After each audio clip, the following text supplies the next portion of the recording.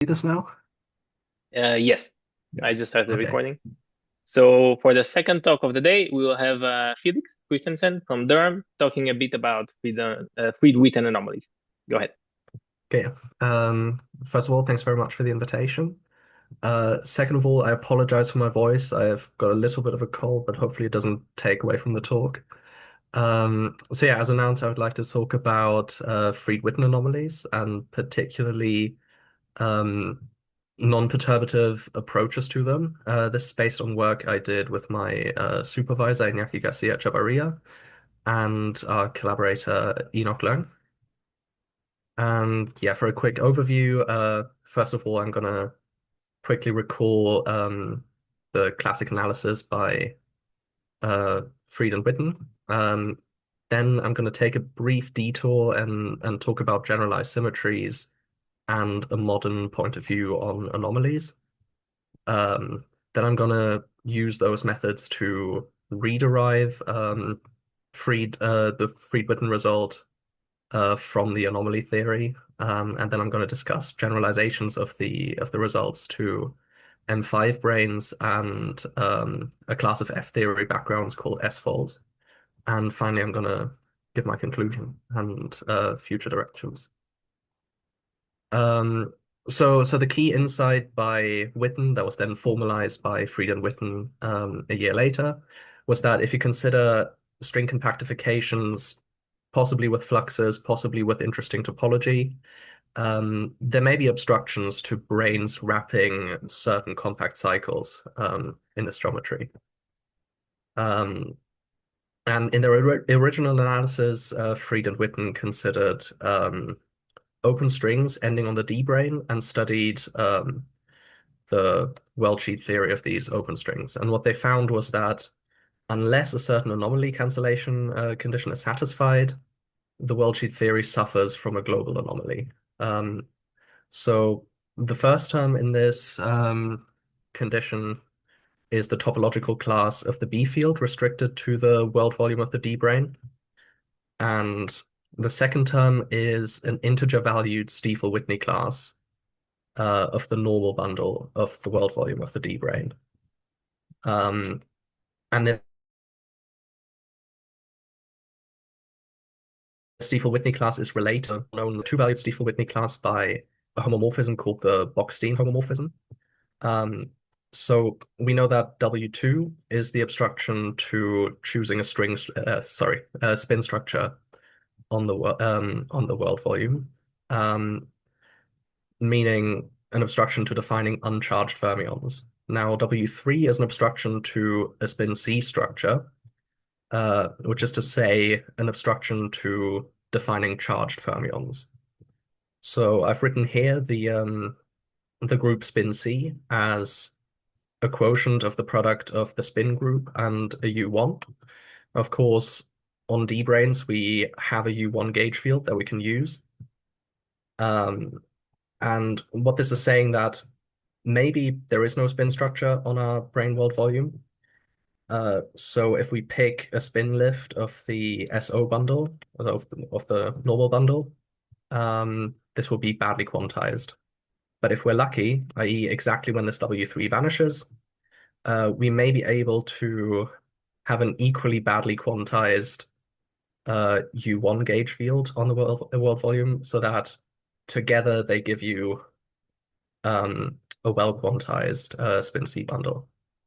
Um, and now there's also this what this B flux does is it twists the spin C structure, which in practice means there's one more phase you have to keep track of, but it doesn't significantly change the discussion. So these things are interesting because they can constrain, for example, flux compactifications or phenomenological models involving D-branes. It's also a possible path to understanding the K-theory classification of D-brane charges on the more formal side.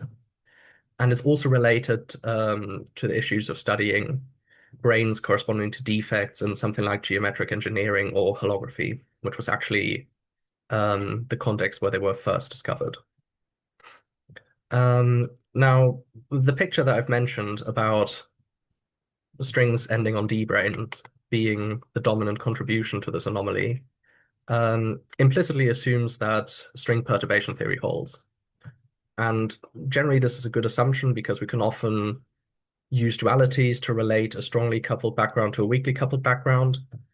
Or we can try to deform a given background if it has a weak coupling limit. But if, for example, we consider F-theory backgrounds where the axiodilaton vanishes, there might not be a weak coupling limit. So we might not a priori expect the derivation to still hold.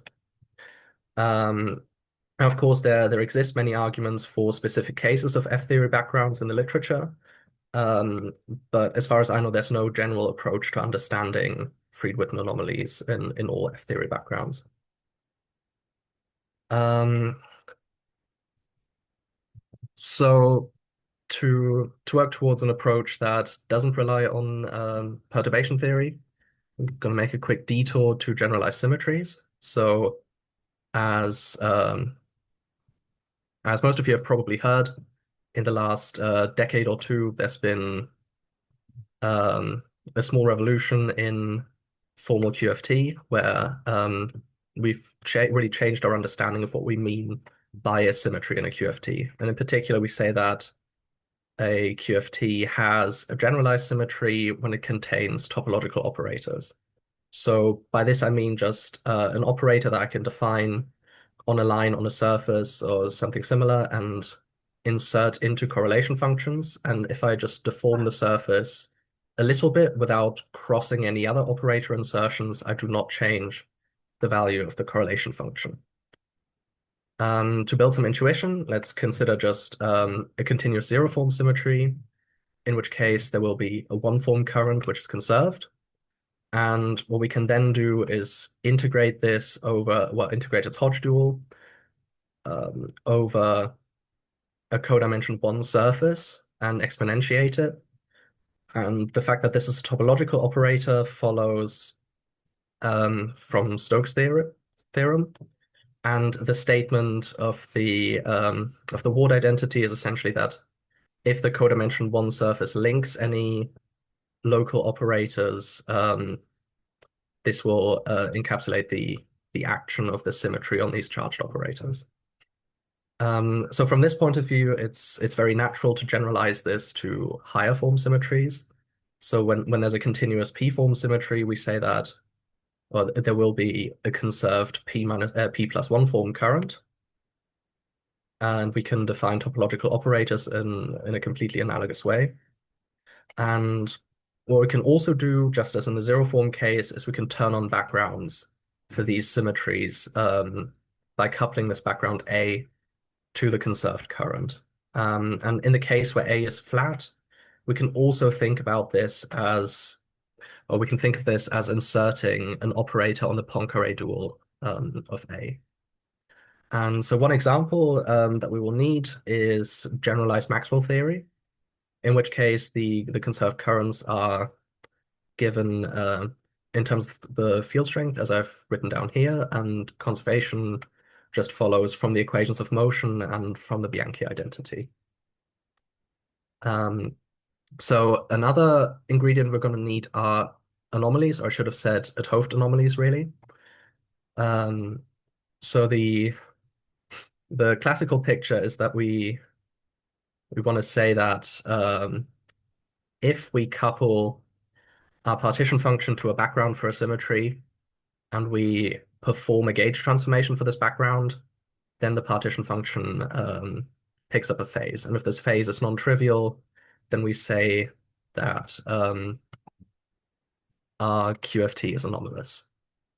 More recently, we've started thinking of anomalies as QFTs relative to an invertible topological QFT. So in this case, an invertible TQFT assigns to any codimension one manifolds a complex vector space.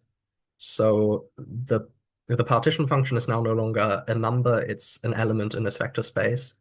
And this exactly works with our intuition that the phase is no longer a well-defined thing that we can talk about. You can also consider a gauge transformation in this bulk manifold Y, and we'll find that you pick up a boundary term which exactly cancels the anomalous phase, which I've written up there.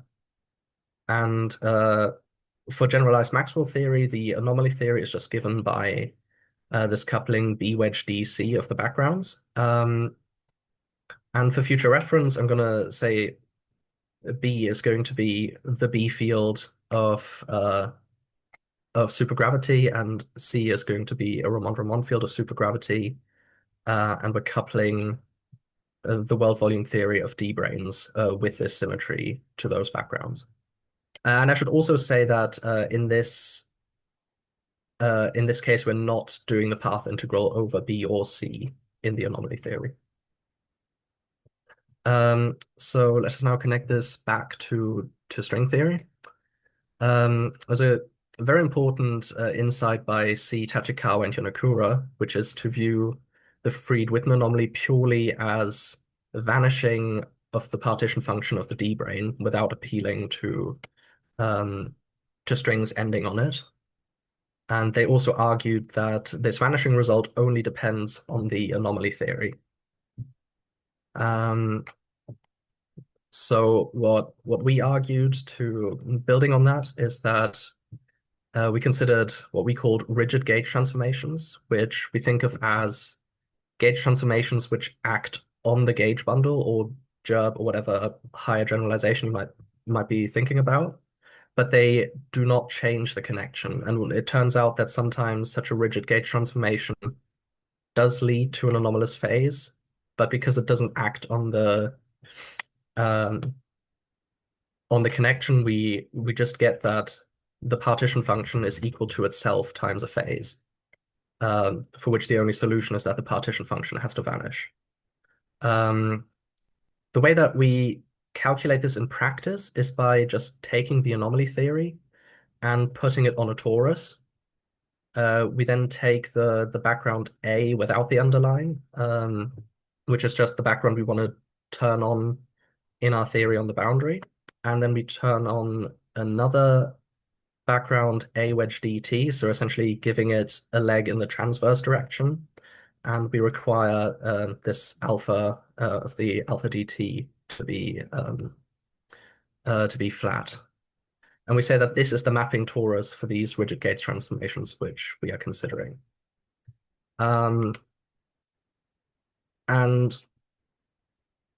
hopefully as a first hint that this is useful, if we just play this game for generalized Maxwell theory, we get that unless the topological class of the B field vanishes on the world volume, the partition function necessarily vanishes. So this is already the Freed-Witten anomaly in the case that the Stiefel-Whitney class is zero. But Sorry, to really apply this to, oh, sorry. sorry, could you explain the rigid gauge transformation one more time? I just didn't catch the precise definition. Yeah, I think to give the precise definition, which I was kind of hoping to avoid, you need differential cohomology, which is to say, if you want to consider the equivalence classes of all gauge fields, and you want to consider the automorphism groups of the gauge bundle, you restrict yourselves to automorphisms of the gauge bundle which do not act on the connection. So is there a particularly simple example that you can throw out just for intuition? I'm not sure. I'm sorry. Okay. This is so. If you want to read about this in a mathematically precise way, this is done by Hopkins and Singer. Mm-hmm. But yeah, I'm sorry, I don't immediately have anything useful to say. Sorry. So your A underscore. So your A is the background gauge field or the actual gauge field? what is A Oh, underscore? Maybe. okay, yeah. So A underscore is just the lift of A to the mapping torus. So I'm going to say I have the boundary theory with a background Mhm, A no underscore. mhm, mhm. Um, And your mapping torus and is implementing a large gauge transformation of some sort. yeah, so this is not quite the mapping torus discussed previously in the literature. This is like what we would call the mapping torus for rigid gauge transformations. But the idea is the same. So one end to the other, you're implementing the rigid gauge transformation, and gluing with that rigid gauge transformation. So including what?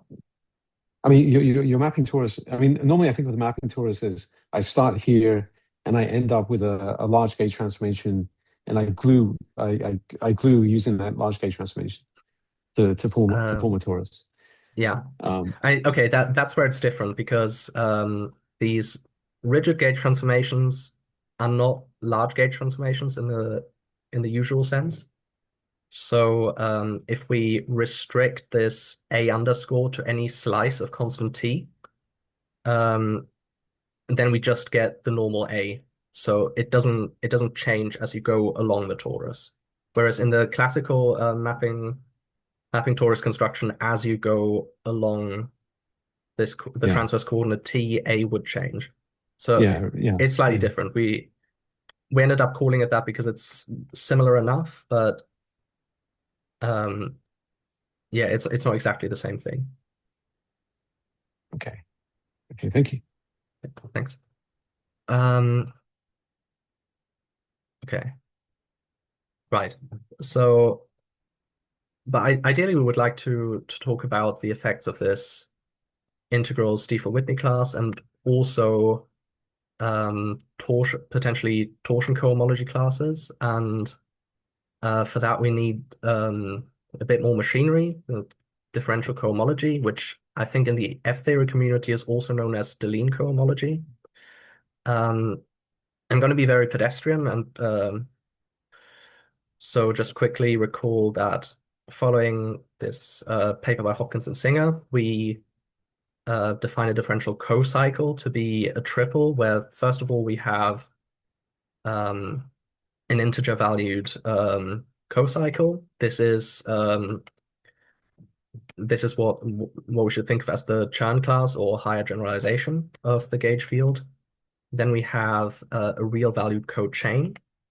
This will give us the homology, and finally we have the field strength, which has integer periods because of Dirac quantization, and they satisfy this the condition shown below.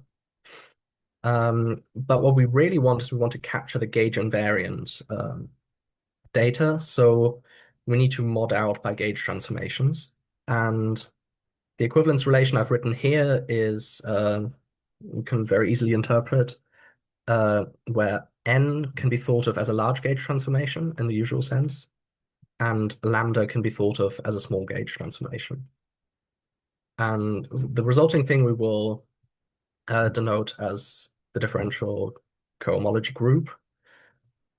And everything that lives in differential cohomology I will denote by having a breve above the letter. Um, we're now in a position where we can define the anomaly of the Maxwell theory a bit more carefully. So the first term is the analog of what I've written before. Um, the second term is a refinement which includes torsion and cohomology. Letters which are not in italics in these equations are the characteristic classes, and italics will be field strengths and holonomies. And finally, Q is what's known as a chain homotopy. The details don't matter for this, but the key point is that it's something which interpolates between the wedge product on forms and the cut product in cohomology. Um, so the next step is to actually talk about spin C gauge fields rather than U1 gauge fields in this language. And for this, we want to define this differential character W in terms of the Stiefel-Whitney classes we met earlier and add it to the background fields. And this modifies the anomaly. We get the anomaly theory that we have before, and we get some additional cross terms. And what we can then do is take the ansatz, which I explained before, where B and C get legs in the transverse direction on the mapping torus. And when the dust settles, we first of all reproduce the Freed-Witten anomaly for B, and we get a similar condition involving the Ramond-Ramond field. And this is already great because it's manifestly compatible with S-duality.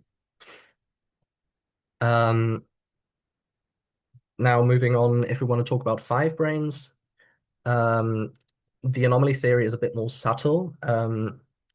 It's an integer 1/2 Chern-Simons theory, and to really make sense of the Lagrangian I've written in the first line, we need to introduce something called a quadratic refinement of the torsion pairing. So the torsion pairing is the pairing I used for the anomaly theory of the Maxwell theory. That's what you see on the right-hand side. And Q is our quadratic refinement, and it needs to satisfy this. To define a quadratic refinement, we introduce what's known as a Wu structure, which is a sort of generalization of spin structures. So there are a few ingredients. So first of all, we have this J4, which depends on which is an integer cohomology class, which if you reduce it modulo 2 gives you the sum of Stiefel-Whitney classes. And capital W4 and W2 are obtained from the Bockstein homomorphism in a similar way to W3. And so we define this integral Wu class lambda 4. And with the help of that, and by extending y to a bulk, we can finally define our quadratic refinement. Felix, you have 5 more minutes. Okay, thanks. So we can then evaluate this on the mapping torus. I won't read out the whole equation in the interest of time. What we find is that if we actually do this integral, we relate the G flux to all these characteristic classes which we found earlier. This doesn't immediately tell us something useful for the physics. So we want to make some additional assumptions. The most common assumption is that we demand that the world volume admits a spin structure. And in this case, the G flux has to match a fractional Pontryagin class of the world volume, which also matches a result by Witten on the flux quantization in M theory. But at least from this formalism, we could in principle impose other tangential structures. So for example, we can ask ourselves if the theory still makes sense on an unorientable manifold, in which case we could have a pin plus or a pin minus structure. And in this case, these more exotic Wu classes seem to play a role. It would be interesting and there are also some even more exotic things you can do in this case. And it would be very interesting to see if there are any situations in M theory where these possibilities are actually realized. Or it would also be interesting to see if we can rule them out by some other arguments. So for the final thing, I would like to briefly talk about D3 branes on S-folds. So S-folds are F-theory backgrounds which can be thought of as generalizations of Oriental folds. And they're interesting, for example, because certain S-folds are holographically dual to n equals 3 superconformal theories in 4D. So the idea is that for an orientifold, we take some spacetime and we quotient by Z2, but we don't identify the fluxes on the nose. We identify them up to the action of this Z2 subgroup on the fluxes, and they might get a minus sign in this case. So for S-folds, we take the same idea, but we quotient by a more general, and we consider a more general action of the S-duality group on on branes and fluxes. And this means that the topology of branes and fluxes is now classified by something called cohomology with local coefficients. Behaves a lot like ordinary cohomology. It just takes into account this additional action. And our main tools for studying this will be M-theory, F-theory duality, and the Lie-Racer spectral sequence. So MF theory duality tells us that we can understand F theory via M theory on a torus vibration. And in particular, a D3 brane would be dual to an M5 brane wrapping the whole torus.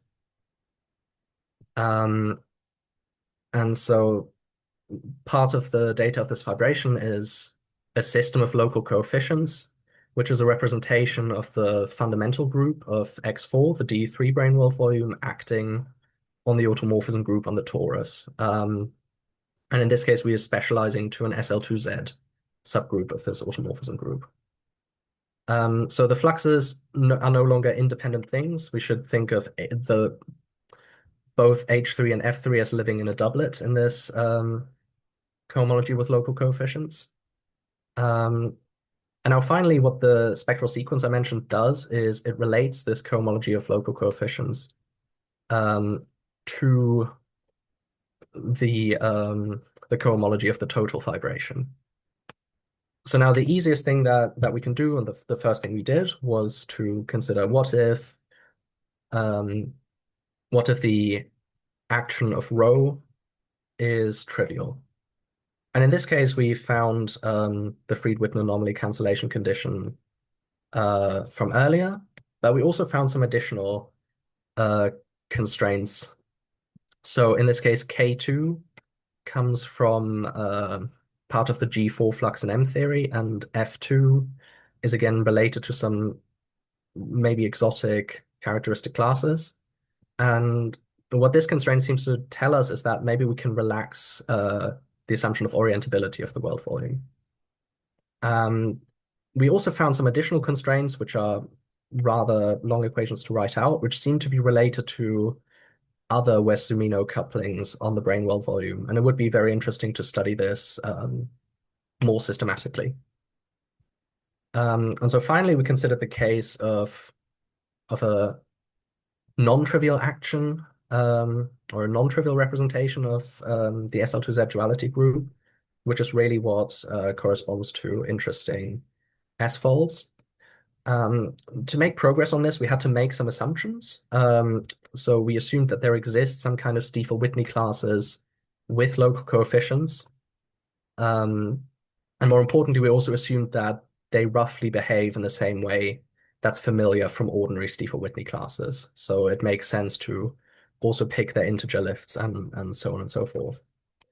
And when the dust settles, we found that we get this final anomaly cancellation condition. So the first term is just the doublet of fluxes in cohomology with local coefficients, and the second term is again the integer lift of the local coefficients Stiefel-Whitney class. And again, this makes a lot of sense because if we take this expression and we let rho be trivial, then we just recover what we already knew. So finally, You're 1 minute into your question time. So okay. Okay. I mean, you know what I did? I would like to say in the future, it would be interesting to see if there are any new constraints that we can place on F-theory backgrounds, perhaps relevant to something more realistic pheno models. It would also be interesting to extend this to a stack of M5 branes, which has some technical challenges, because the anomaly theory is no longer invertible. And yeah, with that, I would like to open it to questions. Thank you. thank you, Felix. Are there questions for Felix?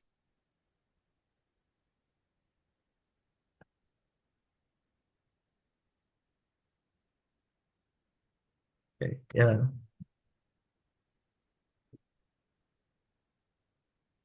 Sorry, who? I can't see though. So I don't see Was it any raised hand. sorry, Ahmed? Oh, sorry, it's clapping, Yeah, not I see raised clapping. hands. Sorry. Maybe I can ask you something. This is pretty new to me, so maybe this is uh it's not the best of questions. But is are these techniques with the anomaly theory and how you use the mapping tors and all that the same techniques that people have been using in the context of the covariance conjecture to look into um those questions, like the defects that you can find and things like that? I Is don't there um so I'm no expert on the cobordism conjecture, but I don't think it's the same thing. You could argue maybe that as far as I know, for Freed-Witten anomalies may well exist for cobordism defects, and I don't think they've really been studied. And um, there could be some applications because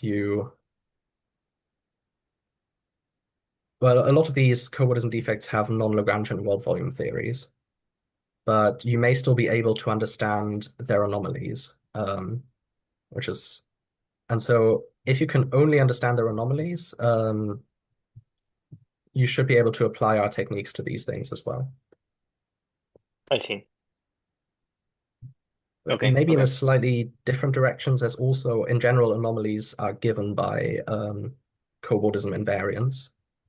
And it would also be interesting to see if our approach can be applied to some more interesting cobordism invariance rather than just things you can write down in terms of forms. That would be another interesting generalization, I think.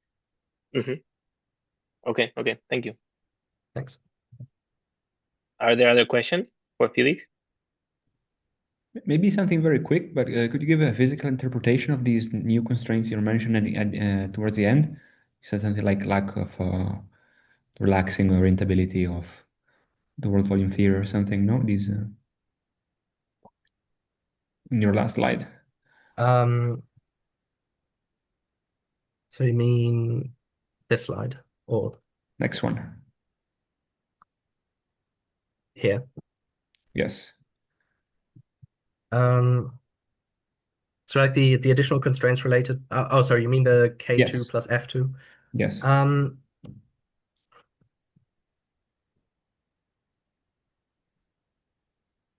yeah, it's not immediately clear to me. But it might be that we might want to start by just defining Maxwell theory on orientable manifolds, and therefore we might think that we need to put our branes on an orientable manifold. However, it could be that maybe some couplings to supergravity fields come to our rescue in a similar way to what happened with the going from spin to spin C. You can go from SO to SOC so that you can you can impose wait you have enough data to still define Maxwell theory for these cases. But yeah, it's not something that we've well, I would say we have the answer. It's just something to consider in the future. Okay, thanks. Thanks. Okay. So unless there are further questions, we can thank Felix and Ahmed again.